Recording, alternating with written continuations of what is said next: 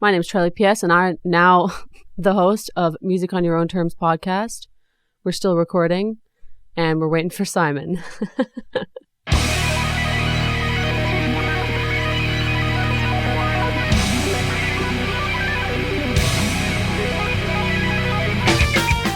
Welcome to Music on Your Own Terms, the podcast that aims to help musicians develop an entrepreneurial mindset through interviews, as well as discussing resources, concepts, successes, and more. Providing a platform to talk about negative emotions such as anxiety and depression in order to help overcome them in the context of music and reduce the social stigma. This is episode 132.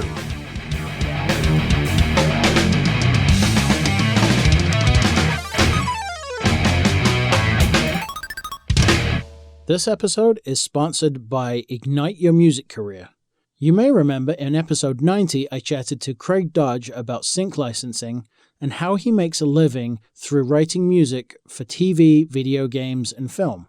Musicians all over the world subscribe to Ignite Your Music Career and earn more royalties, more upfront sync fees, and more recurring revenue from their music. Whether you're a composer, singer-songwriter, band, beatmaker, or instrumentalist, your music can be earning you more money. Internationally acclaimed composer, musician, and music educator Craig Dodge has licensed his music in more than 1,000 TV show episodes, films, video games, and ads all over the world, and he will show you how you can too. Ignite gives you the information you need in a simple, accessible format, and you learn at your own pace.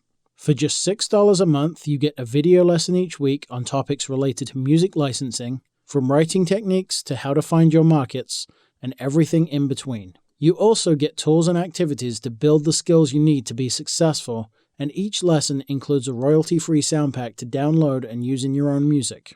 The key to success in the music business today is to diversify your sources of revenue. Ignite will show you how. For more information or to subscribe to Ignite, visit the website at taris-studios.com or click the link on musiconyourownterms.com. This episode, I talked to alt-rock singer-songwriter Charlie P.S. from Vancouver, Canada. She talks about how her dad encouraged her love of music from a young age, coincidentally when they lived in the UK, the move to Canada, graduating music college, as well as the influences that have shaped her sound.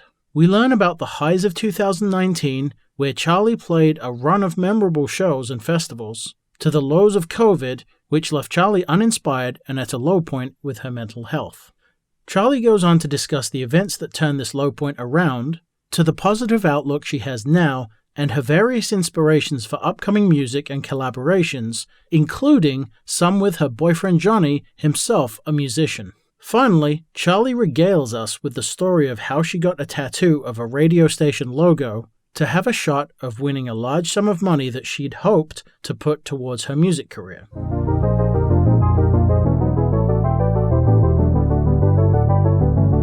If you enjoy the podcast and want to show your support, I'd be really grateful if you would consider signing up for the mailing list to stay in the loop with everything going on with the show. Just head over to musiconyourownterms.com and click the link. While you're there, you can also visit the store and grab some merch, or just buy me a coffee and help out with the running costs of the show. Thanks for listening. Welcome to another episode of the podcast. Today I'm talking with Vancouver-based singer, alt-rock singer, Charlie P.S. How are you doing? I'm really good, thanks. How are you? I'm very well, thank you. I guess to start off with, for anyone who doesn't know your music and know anything about you, what would you say your music sounds like? Like, who are your similar artists? I like to think I'm a mix between sort of Elle King, that Elle King Southern vibe, along with like the Dorothy sort of alt-rock side. I have a lot of classic influences, so Stevie Nicks and Hart, and there's actually a really great Canadian artist I just found. Her name's JJ Wild. We kind of have a similar style going on there too, so just sort of in the alt-rock, southern rock, classic rock zone. I thought it was, someone said to me with my latest song, "Oh, it's so classic rock," and I was like, how can this now be classic rock? Like, you kind of always right. It's surpassed being, a time period, and now it's a genre. That was a first for me. I was like, oh, okay, all right, I'll take it. I love it. Yeah, I mean, I wrote down alt rock with a tinge of country. I'll take it. I fought the country thing for so long, so I think I'm just ready to kind of embrace like this southern rock thing that's happening. So yeah, absolutely. So yeah, let's get into, where it all started. What made you, like, what got you into music in the first place, and then what made you want to start playing an instrument and singing? I just grew up with a big musical household. My parents were always listening to classic rock music, and just a huge mix of things: Tina Turner, Bryan Adams, Queen, some of Freddie Mercury solo stuff, just a plethora of different genres. And so I always grew up, our household loving music, and then sort of grew up with like the British pop thing going on as well, Spice Girls, S Club 7, and so I was just sort of attacked from all genres growing up, which was great. And then I moved from England to Canada and just started playing in all my school's talent shows and all that kind of fundraisers and stuff, where everybody starts, I guess. And then decided that I loved performing, and I loved playing for people, and I loved music, and so I started looking at any local music schools in the area, and we actually have like a really great, or had a great music school in Nelson, where I grew up in here in BC, and took the music program right after high school, jumped into it, and just learned so much about the industry and myself as a performer, and learned kind of like how to hone in on what I wanted to do, because of course it was still, I wasn't sure what I wanted to get into, and it kind of just centered me, and then just from there moved to Vancouver to pursue music, and have just been here ever since, sort of building on my career and performing anywhere I can, and that's kind of the build up. Awesome. So yeah, I mean, having grown up when the Spice Girls were at their peak, I can definitely say I felt attacked. Sorry about that. So what age did you move from the UK to Canada? I was 8, 2001, I believe. Okay. Yeah. That's actually 2002. 2002. I actually moved in 2000. Oh, did you? I was a lot older than 8 though. But cool. So what was it that prompted you to pick up an instrument, though, rather than just get into music? I mean, it was you said you had a musical household, but you play guitar as well. Is there and piano I saw as well. So, I mean, are there any family influences that like said, "Here, have this instrument," or was it just like stealing it, or like how did it come about? Yeah, my dad had a guitar, so he kind of wanted me to get into playing guitar, and it was actually a bit of a struggle back and forth with guitar and piano, just because I didn't get guitar when I first picked it up, like as just like sort of an amateur player. I could play open chords and whatever, but just the whole concept of it, it just wasn't clicking with me. And a lot of artists that I was looking or that I was idolizing at the time were all kind of sat at pianos. Like I was very I loved Adele in middle school, and I was like, oh, I want to play piano like Adele. And so I took some piano lessons and kind of learned the basics of piano, and then kind of taught myself by ear after my basic lessons, which was great because when I got into music college, they kind of teach you theory-based stuff all on piano. So it actually worked out really well that I kind of put guitar down for the time being.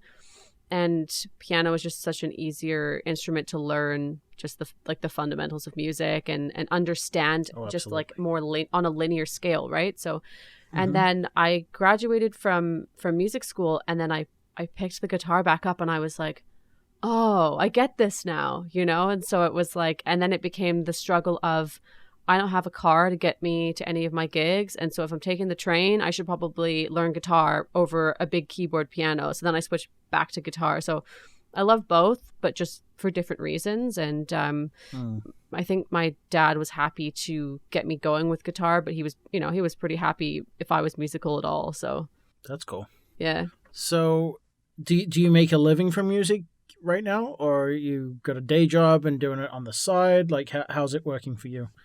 Right. So I don't make a living from music. For the past 6 years since I moved to Vancouver, I started working at a local music venue. It's called the Commodore Ballroom. Mm-hmm. I would say it's one of the, apart from the stadiums, obviously, but the biggest venues in the city. Our cap's about 1,000 people.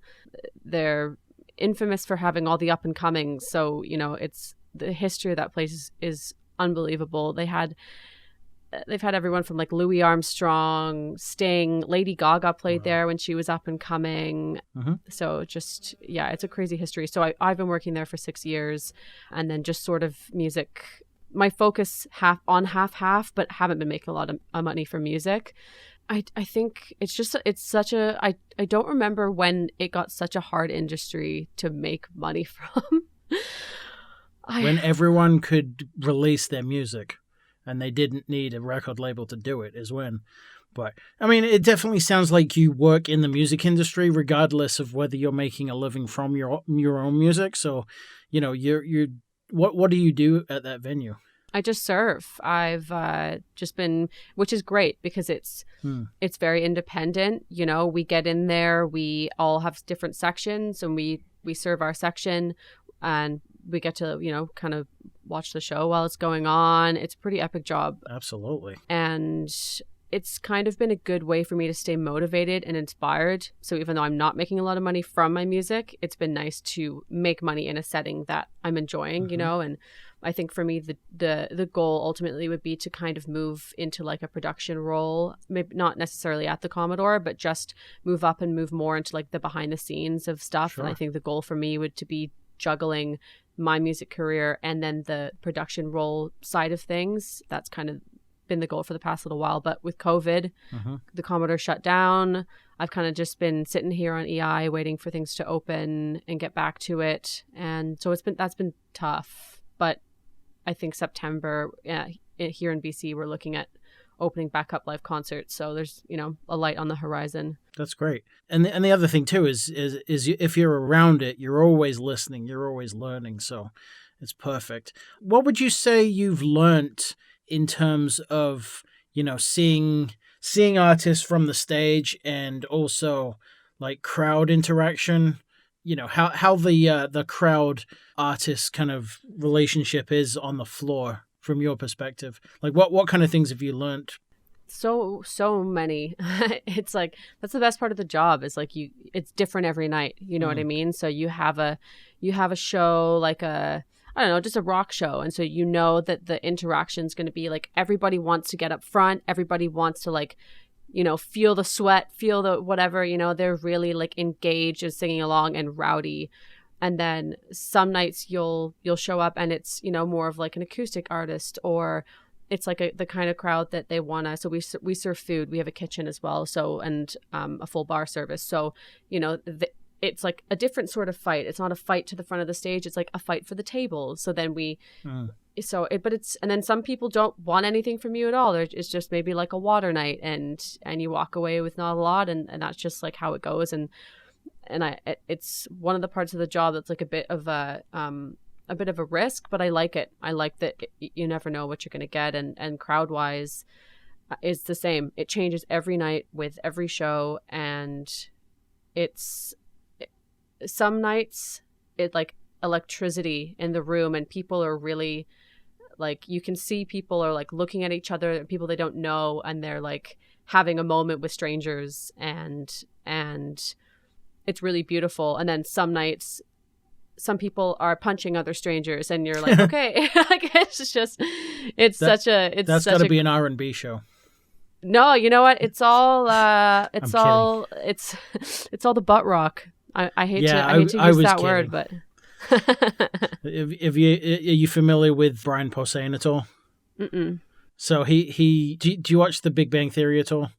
No, I haven't. My boyfriend is trying to get me to watch it, but no, I've never seen it. So Brian Posehn is a stand-up comedian. He has a part in the later series, but he does this. He talks a lot about metal and how, you never, you basically, you see another metalhead and you're like, yeah, metal, but you never see that for like R&B or easy listening.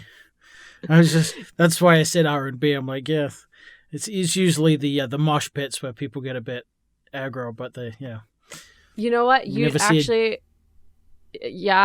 You'd actually be surprised. So my boyfriend's actually a metal artist. He's in a couple metal bands over here. Okay. And even if I wasn't dating him, I would have this statement: metal crowds at metal shows are the best crowds. They're like, the mosh pit looks like this big, scary, just cyclone.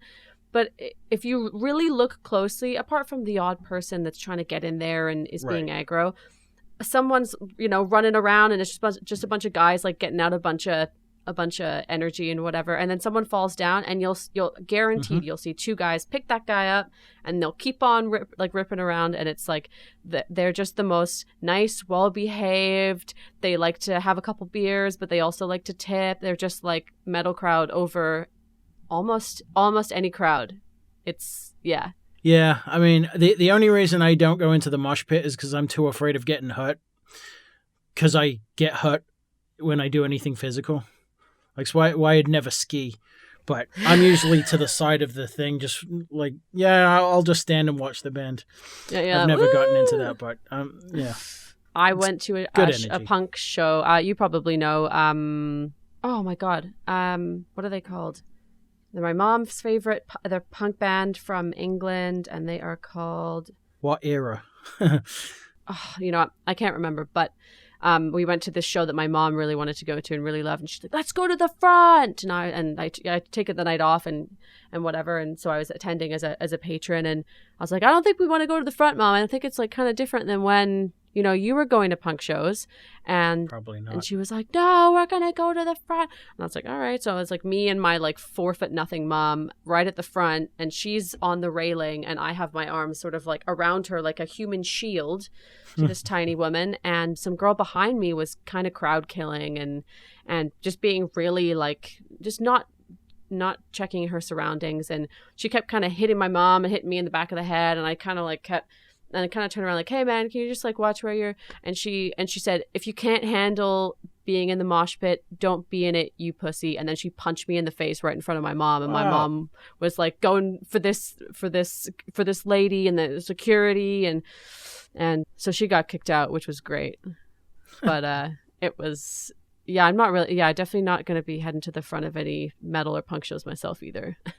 No, one story I had, I was with my son and we were at a metal show, and the only hassle we got was this one girl that was obviously way over her head on whatever she took, and the security was going to try and pull her out. It wasn't aggressive. It was like she was swaying and running into people because she didn't know where she was. Right. It's sad. It's sad when we have complete shows where they're constantly trying to manage that. Mm-hmm. A lot of electronic kind of shows, and it's just a constant battle between security and people who just went beyond their limit and took too much, and so for sure. Anyway, let's talk about what you did for a radio competition. Could you tell that story? Sure can. When you asked me to do this, I was like, hell yeah. And then the outcome, and I was like, damn, no. So there was a local radio station called the Sea Fox, and they were doing a radio contest giving $50,000 to the person who could display their logo in like the biggest way and the most creative way and all that stuff. And I had seen it happening for a month or two, and I was thinking, maybe I should do that. Like $50,000, that's a lot. That's a lot of money. That's a lot of studio time, Like, yep. The pandemic has not been kind to my wallet. So, so I kept seeing it, and then one night it was like everything went wrong. Our car broke down. We got stuck on the side of the highway, and I got home, and my laptop had died, and I had the charger all taped up, with the duct tape and whatever. And I was like, man, I'm so tired of scraping by and sort of like hoping that luck will find me. I was like, you know what, screw it. I'm going to enter this contest. I'm going to do it in the biggest ballsiest way that I can possibly think of. So I got a tattoo of the radio station. And I was like, I guess my two motives were get the tattoo and get it to go as viral as possible. I was like, this is the recipe for success, you know, like no one's going to say that the tattoo isn't the bold move. And then hopefully the online success of it will be enough to win this money. So I got the tattoo and I kind of like vlogged my process, and I made this video and I put it out on TikTok on a Friday night and woke up to like 60,000 views, 50,000 likes. There was like comments from like the Netherlands, New Zealand, Germany, US, Canada, England, just like crazy amount of love on it, which was awesome. So I was like, yes, this is good. This is, you know, I smashed my goal and sort of just pushed the contest and pushed my entry up until the day, and I made it to the top 10, and then they announced the top 5, and I made it to the top 5, and then they got to the top 3, and they didn't say my name, and I was crushed. I was like so beyond crushed, and I didn't even know how to react, I guess. It wasn't the fact that like, oh no, the tattoo, like the tattoo's here either way. Like it was just more like all the things I was looking forward to spending that money on, and like dreaming of my next album and dreaming of getting a new laptop for the first time in 10 years and not sitting up to my like crappy old dresser that I'm currently sitting up to, you know, just like looking forward to things. So when I didn't make it to top 3 or win, it was like I took this big risk and it didn't pay off, and I knew of the risks going into it. You know, I did sit on the idea for a couple of weeks before going ahead and just and doing the whole thing, and I don't know, I think maybe I didn't think I was going to win for sure, but because I smashed my goal on what I wanted to achieve to hopefully win, I was really hopeful, I think. So then I had to make the dreaded like, thanks for all the support. I didn't win post, which is like painful. And but there's, you know, I think now I've kind of processed it. It was like, took the risk and it didn't pay off, and maybe it's going to pay off in other ways, and there's going to be this silver lining. And you know, the tattoo wise, not sure what I'll do with it, but I'm, you know, not going to stress out about something I can't change currently. And it was just kind of a crazy pipe dream that I was like, man, it's been a tough year. I could change my life. I want to take this risk. And as a musician, you get a lot of no's, you know, and you get a lot of failure, and it's just part of the process. And I'll, you know, find the money to do the album and the songs other ways. You know, I'll just keep applying for grants and trying to make money through music, and that's all I can do. So that's kind of the big story. Yeah, absolutely. But the thing is, you have the story, so you can, you know, tell that story 100 different times. But the fact that you got it to go viral, it means that you've just exposed your music to a crap ton of people anyway. So that would be my silver lining right there, that you've already seen what something can do. So like, how do you know, not that you want to get another tattoo of another radio station, but you know, there's got to be ways of leveraging what you've already built, you know, with that success. What ended up winning? Like what did the winner do? There was a guy who created sort of like a projector type thing with 2 Pringles cans that he had duct taped together, and there was a magnifying glass in the middle, and then like a slide of the Seafox logo, and he projected it onto a bridge in the city at night, and he won. Interesting. Wow. Yeah, I mean, like basically a bat signal out of Pringles cans. Pretty much, yeah. But yeah, no, I mean, like you said, tattoos aren't permanent. You know, you can always get laser surgery. Yeah, cover it up or laser, or even keep it for a good story. Like I'm just, like I said, I'm not trying not to stress about it, and just kind of like do whatever I can with it whenever I can. So yeah, it was a tough loss, but I mean, that guy, I'm sure, needed the money just as much as I did. So who am I to, right, for sure, to say what I like? Yeah, who am I to say? You know. Absolutely. Have you had any noteworthy gigs? I think I saw you'd played at, is it Tim Hortons Arena or stage or something? I know Tim Hortons is a big deal in coffee in Canada, but so obviously they sponsor something, but I wasn't sure if that was a festival gig or if it was like an arena show or a permanent like theater or something. Right. Yeah, it was just a stage at a festival. It was something that I applied to do through the city, and they were throwing this big festival, and generally it's more advanced musicians in their careers, and I ended up winning the spot, which was great. They kind of picked out of the submissions and they picked me, which was awesome. So I got to play this Toronto stage, which was awesome.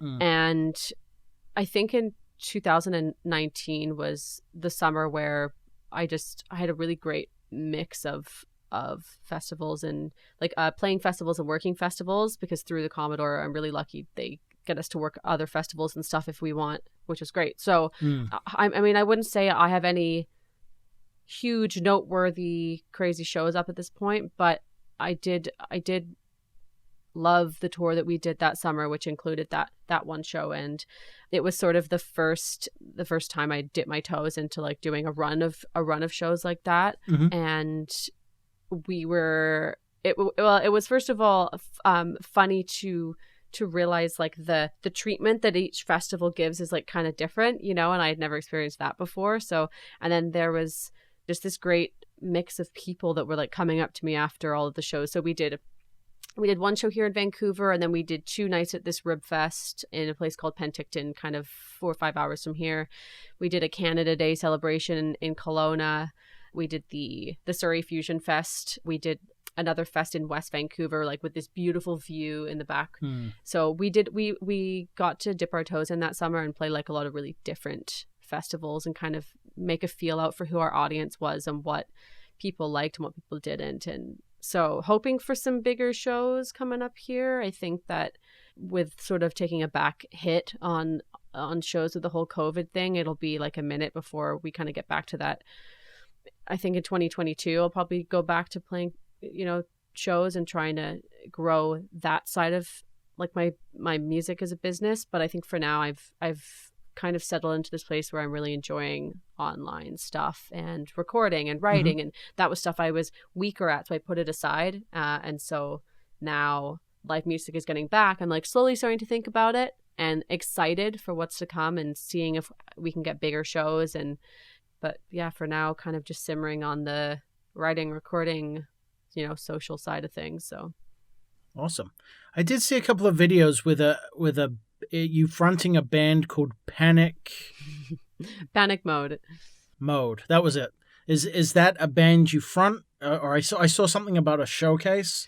Yeah, we did a showcase at this local place called the Roxy, but it was basically just we'd just gotten out of music college, and it was a bunch of guys from music college and myself just created this rock band kind of thing, where we did sort of a short stint of gigs playing mostly rock covers. It was really fun though, because all of them are just unreal players, and we would just absolutely just smash it. It was a lot of fun, but more like original projects started getting in the way, and we all got busy, and we kind of just this was fun, goodbye, and went on our way. And we're also friends in that. But so yeah, that was more, I think, when I first started gigging in the city, I really wasn't, I'm not saying that I don't have a whole lot of originals now. I'm still really trying to work hard on my songwriting. But when I first started getting to the city, I was like, I want to gig no matter what it is. I'll do cover gigs. I'll do whatever. And then it kind of created this barrier between me working on original music, because I was too busy learning all these covers. And so, kind of hopped in and out of a bunch of cover bands, just doing vocals and making kind of easy money that way, playing in bars and stuff like that. And then kind of wanted to get back into original stuff, because my sound as an artist wasn't developing because I wasn't working on it, Right. Yeah, but it's still good experience. A lot of there's so many people I've talked to that said there's no substitute for learning stagecraft in front of people. So yeah, totally. I hosted. Sorry, go ahead. I was just gonna say I hosted karaoke for a couple of years, and that was the best It was to get me through college. So I hosted when I was in music school, and it was the best thing I did for my stage performance skills, because you're a karaoke. Everyone's drunk. No one gives a shit, you know? It's like, it's a great way to practice. Absolutely. So do you follow anyone in particular as far as, you know, music marketing or, you know, music business, you know, training and things like that, or any particular blogs or podcasts or anything you follow? I kind of a bunch of different small ones. There's a guy called, you know what? I think I did this course or this kind of like program in November through this company called Canada's Music Incubator. And I did this whole artist entrepreneur course. So it was the first time that I had like really delved into like that second layer of the music industry. That's, you know, the ins and outs of everything, business, marketing, whatever. And it really changed my whole perspective in my career. And so I wouldn't say there's anyone I watch or look at in particular. I do kind of just get, one of the things I've been doing is getting it wherever I can get it. If there's a workshop, I'll take it. If there's like a podcast, I'll listen to it. If someone recommended me this guy on YouTube, I can't remember his name. He does like the 21 things you need to. Adam Ivy? Yes. Yeah, like the 21 things you do up to release date, you know, which I think is a good thing to do, but also a bad thing to do, because it's, again, like you're getting information from every angle. And so you have to pick and choose what you think is right, what's going to work for you, because everybody is saying so many different things about what you should be doing and who you should be talking to. And so it's been a good experience to learn so much, but it's also been like sort of trying to find my way and weave my way into finding what works for me, because what works for me might not work for you, might not work for whoever, you know. And so there's no one in particular that I listen to. I have been listening to this great podcast. It's this radio host. She hosts The Verge. Her name's Sarah Burke. She does this really great podcast called Women in Media, and she interviews a bunch of ladies and female identifying people that have had experience in the industry for many years, either as like radio hosts or anything like that. So that's been really cool. And then everywhere else I can get it, you know?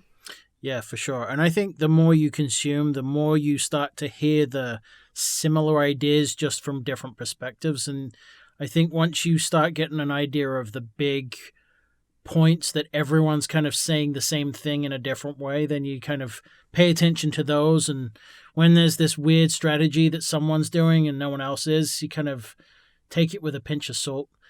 You know, there's no silver bullet for anything. It's like you said, it's finding your way and, you know, figuring out what works and what doesn't. Yeah, so it's been really like liberating going into this new release with everything in mind as just sort of like a learning process and taking everything as sort of like data for next time. And it's been good, because it's sort of like a weight off my shoulders. Like, okay, this didn't work, but this was the experiment, and we're going to move on for next time. And just noticing little trends and people that like what I'm doing or people that don't like what I'm doing or that kind of thing. It's been a great process, and to try and do opposite of what people have been telling me. So people were like, you got to get a PR person and a radio tracker, and that's how you're gonna whatever. And I was like, even if I wanted to do that, I don't have the money to do that, so I'll just do it myself. And I did it myself, and you know, the only risk was time and maybe, you know, less press than I would have hoped for, or gotten through someone who did PR. But it was nice to experiment with going opposite of what someone had urged me to do, and it actually kind of working out. So absolutely. Let's talk about your songwriting process a little bit. I noticed you've got a couple of singles and an EP on Spotify. Is there an album coming? Maybe. Maybe. Yeah. I think I got a lot to write about, and I think for 2020, when I kind of sat there moping and wondering why things weren't happening and not making them happen for myself, because COVID, you know, kind of just put everything on hold. I wish I could have been one of the musicians that said, yeah, I, you know, took the bull by the horns, made the most of it, and I just didn't. I just couldn't. I was just uninspired and unmotivated, and I'd, you know, lost everything, and just had a big old mope fest about it. And then luckily this CMI artist program came up and like kind of just focused me back in again. And now I feel like I'm bursting with things to write about, and so much that like I need to go in and like write it all down, organize my thoughts into, you know, what I want to write about with what song. And so that's a great feeling, having not felt that in a year. And now I'm ready to rock for sure. So I think a lot of those thoughts and life lessons and all that stuff is going to be put into either, I don't want to say an LP, but probably an EP with some singles around that too by the end of next year. I need to sit down and like really prioritize, goal list out, because I think that's kind of what works best for me in my process. But yeah, lots to write about these days, it feels like. Cool. Do you start with the lyrics and then work on the music after, or does it happen whatever inspires you? A little bit of everything. So sometimes it starts with lyrics. If something's in my head or stuck in my head with a situation that happened or something like that, I'll sit down and I'll write out some lyrics that have been kind of jangling around in my head, and then start to melody and chords to that. And then sometimes I'll sit down at the piano or the guitar. I think piano I find writing easier on, just because I'm a bit more fluid on piano, and maybe come up with a chord progression that I think is really cool. Or I'll pick up guitar and start strumming something and kind of like vibe with that. But then lately as well, I've been kind of doing the opposite, where like a friend or something and I will be jamming and he'll play like a riff or with Ghost of You, it started out as one line. It was, I got the ghost of you inside of my head. It was like that. And then I told my boyfriend Johnny about it, and I was like, oh, I'm kind of feeling like this very like alt southern dark. And then the next thing kind of started coming on, what I'm supposed to do, he's already dead. And then he started coming up with like this little bow, and then it was nice to co-write on that. We kind of created that together. So it depends what it's about. It depends on what comes first. And I think with Ghost of You being like the first character-based song that I wrote, I attacked it from a different songwriting perspective than I would normally, because it wasn't normally what I have typically wrote about up until now. That's cool. Yeah, I tend to like, I mean, I'm not much of a, I don't really listen to country all that much, but when stuff piques my interest, it's usually something that has a very strong narrative to it, like a character or a really, strong story. So yeah, I mean, that, I think when it's music I listen to the most in terms of genres, the music kind of speaks to me more. But yeah, when it's music that I don't necessarily listen to, it's the story that really, brings me in. Totally agree. So. What kind of music do you like piques your interest the most? Basically, anything proggy. The last few years have been quite heavily death metal and doom and death metal based, but I'm into pretty much anything.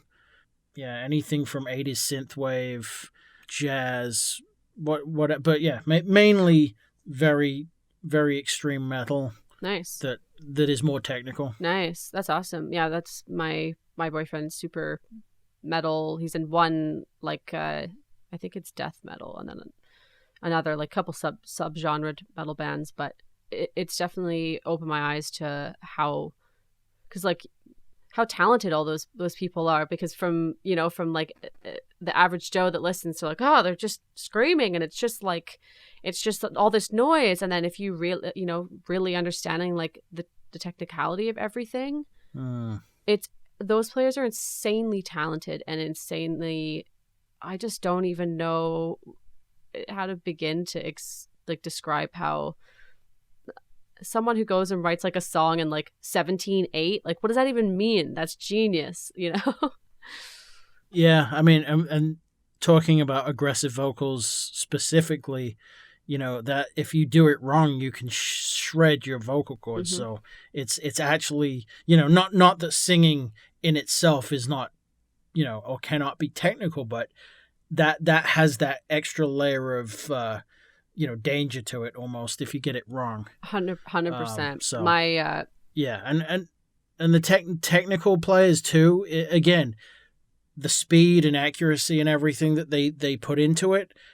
you could easily hurt yourself doing all those motions. You really have to be in good shape, whether it just be your guitar, playing guitar and your fingers and your hands, to a drummer that's, they're essentially at that level, you're an athlete. 100%.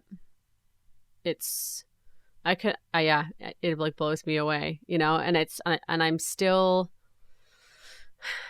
like, I still get like kind of anxiety when Johnny plays metal, but like I'm still enjoying it, whereas like for him, and I'm sure for you, it's kind of the opposite. Like it like chills him out. And going back to the vocals thing, Johnny's been screaming for a number of years, but I've really been nailing the warm up, cool down thing to him, because he kind of just like lets it rip and screams on stage, and then he comes off stage and doesn't cool down, and he's talking loud to people and whatever, and then coming home and not wearing earplugs, and just like and it's just like, I'm like, you're gonna hurt so. And he wakes up the next day like, I hurt, everything just hurts, and his voice is just like this gravelly, like ugh. And so I've been taking vocal lessons since January this year. I took some back in music school, but I wanted to jump back in and kind of refresh everything. And so I've been kind of dragging him along. Oh, I got my lesson today. Come and do my lesson. We're gonna and I make sure, try and make sure he warms up and cools down. Because yeah, like you said, it's I don't know how people don't destroy their vocal cords doing scream vocals, but they're just talented people. Absolutely. So let's move on to the non-quickfire question round. What significant negative experience have you overcome, and what did it teach you? I feel like I'm kind of currently going through that. Oh God, that's a hard one. I think you know what? COVID is like the biggest thing. It completely changed who I am as a person and how I see myself and like my music and how I see it, like it's a business, and how I see everybody else. Like it's been the number one thing for me, because I think I was forced to slow down. When I slowed down, I realized like a lot of gaps in my life that I wasn't taking care of. And like my mental health being one of those things too was super, super huge. Like always kind of like an overthinker and like a what if this happens kind of person. And then but I was so busy all the time, like working and music and 2019 being like the most successful year that I'd had. And then that totally just stopping and everything slowing down.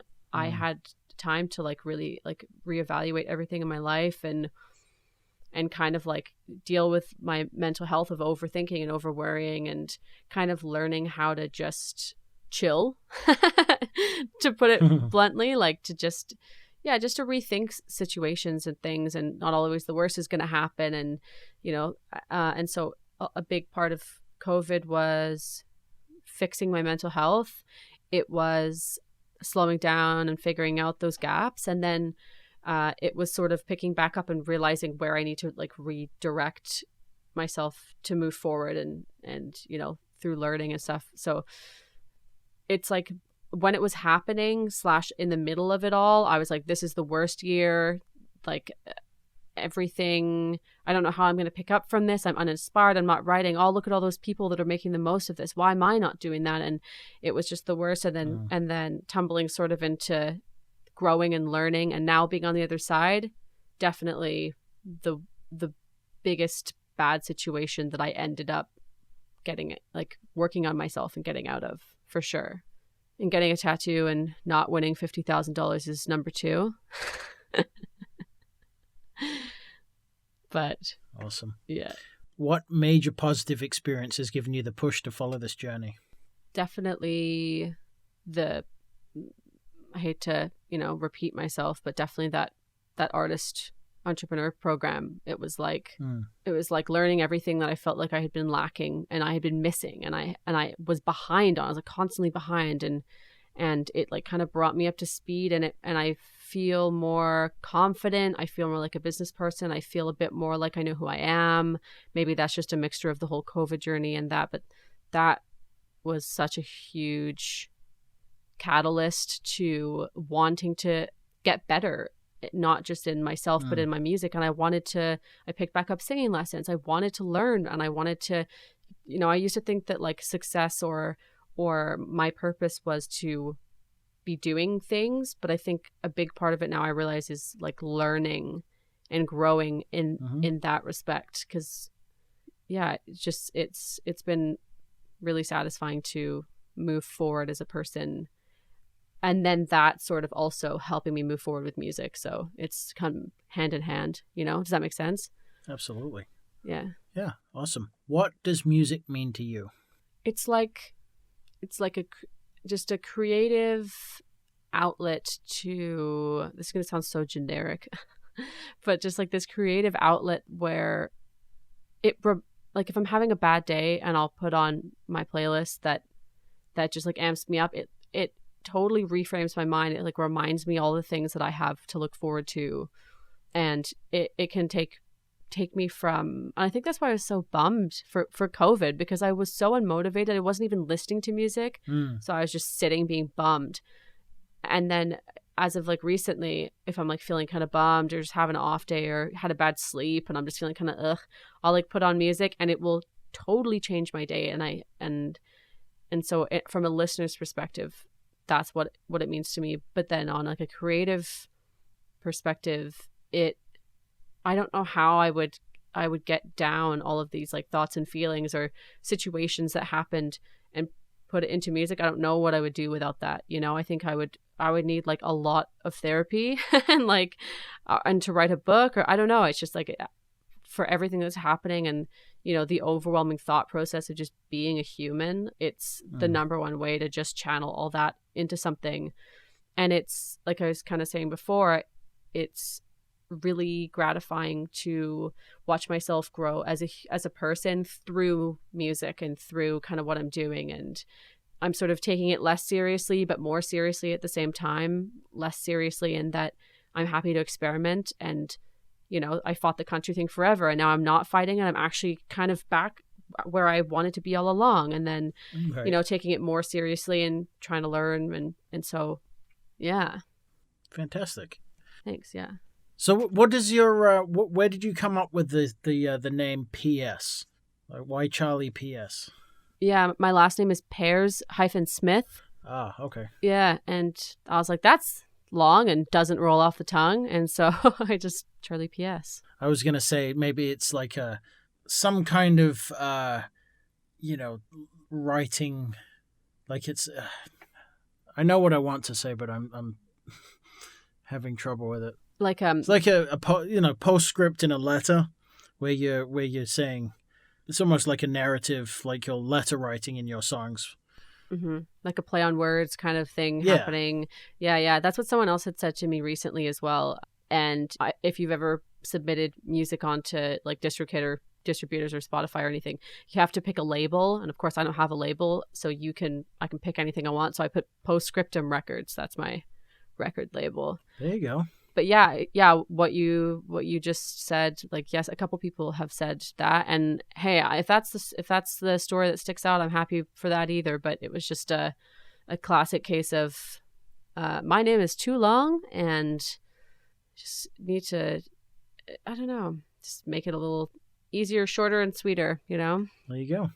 Well, I mean, yeah, maybe that will come into play later on. Yeah, totally. So, I'll definitely keep that in the bank for sure, just in case. Awesome. So, if people want to get in touch and listen to your music, where can they go? I am at Charlie PS Music pretty much everywhere. Spotify, Twitter, Facebook, YouTube. I'm on Spotify as Charlie PS.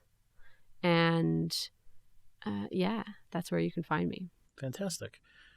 At the end of the interview, I always like to play a song from the artist I'm interviewing. So what song can we hear? Can we do Ghost of You? Absolutely. Hell yeah. Thank you. So any stories about the recording of it, or any stories about the actual song?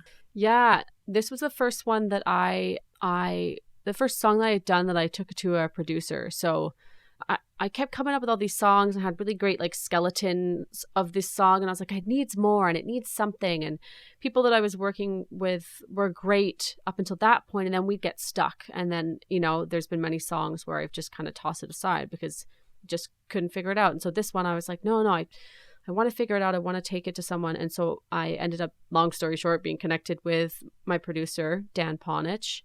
And it was like, I'm not the greatest at explaining what I want. Like I find, because I'm not super studio technical, I have a hard time putting into words what's in my head.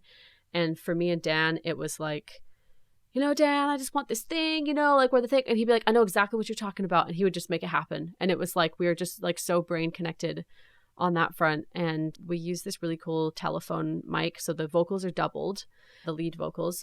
And one side is just a regular, I think it might have been a Shure SM7B. And then on the other side, there's this company that make these really cool telephone mics out of old World War II microphones. And it creates this like telephone kind of effect. And so we double track those vocals and then pan them to either side. And so they sort of sit in this like kind of cool crunchy spot, because I like the telephone-esque theme, but just by itself was like a bit too over the top. You couldn't understand anything I was saying. And so that was really cool. That was a really fun song to work on. It was nice to connect with Dan on like ideas we had sonically and experiment with what we had. And so I'm looking forward to kind of heading back into studio with him for the next one. But it was, we felt really good about the work that we had done once everything was finished. So that's awesome. Thanks. Oh, great. So yeah, we'll listen to that at the end. This has been a fantastic conversation. I really appreciate you taking the time. So yeah, continued success. Likewise. Thanks for having me. This is great. We connected on Instagram earlier this year, I think. And so, and I was kind of like, I hope he asks me to be on his podcast. And then all it took was a tattoo and a failed attempt for money. So I appreciate you having me here. Thank you so much for listening. I'd really appreciate it if you would leave a review on iTunes or your favorite podcast platform, as this really helps get the word out about the podcast, so other musicians can benefit from the awesome knowledge that my guests are sharing. The more the musicians community collectively learns, the stronger we will become. A rising tide lifts all ships. This episode is sponsored by the Skinny Armadillo Printing Company in Fort Worth, Texas, offering a full range of apparel decoration and promotional items such as screen printing, embroidery, laser engraving, and much more. The Skinny Armadillo is now offering a merch fulfillment service including on-demand printing and a custom-built web store, so you can concentrate on your music and running your business as a musician. Visit theskinnyarmadillo.com or call 817-546-1430 to learn how the Skinny Armadillo can help you take your merch to the next level. Keep pushing the needle and be excellent to each other. This is Charlie P.S. with Ghost of You.